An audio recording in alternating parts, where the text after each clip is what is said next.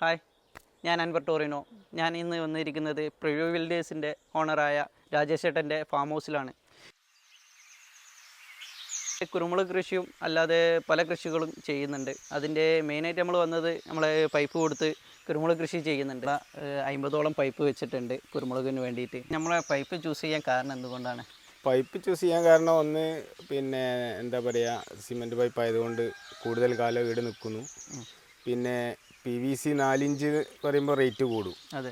പിന്നെ ഇതാകുമ്പോൾ 4 ഇഞ്ച് വരുന്നുണ്ടും വള്ളിക്ക് ഒന്നുകൂടി കയറാനൊരു സുഖം ഉണ്ടാവും എന്നുള്ള ഇത് വെച്ചിട്ടാണ്. നിങ്ങൾ 2 തൈ വെച്ചെടുത്തു? 2 തൈ, 2 ഭാഗത്തും 2 തൈ. അത് രണ്ട് ഇതാണോ? അല്ലല്ല, അത് പിന്നെ ഒരു സൈഡ് കരിമുണ്ട് തന്നെയാണ് മൊത്തം, പിന്നെ ഒരു സൈഡ് പിന്നെ പന്നിയൂര് 2 ടൈപ്പും വെച്ചിട്ടുണ്ട്.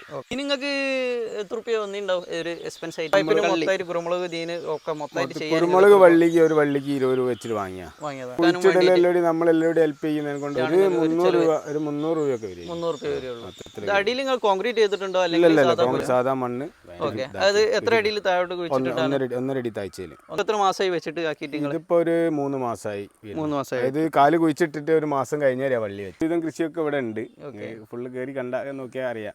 കൃഷിയിലേക്ക് വരാൻ കാരണം എന്താണ്? കൃഷി എനിക്ക് ചെറുപ്പത്തിലേ കൃഷി ഭയങ്കര താല്പര്യമുള്ള ഒരാളാണ് നമ്മൾ. അപ്പോൾ നമ്മൾ ചെറുപ്പത്തിലേ വായ അതും ഇതൊക്കെ ആയിട്ട് പലതും ചെയ്യുന്നുണ്ട്.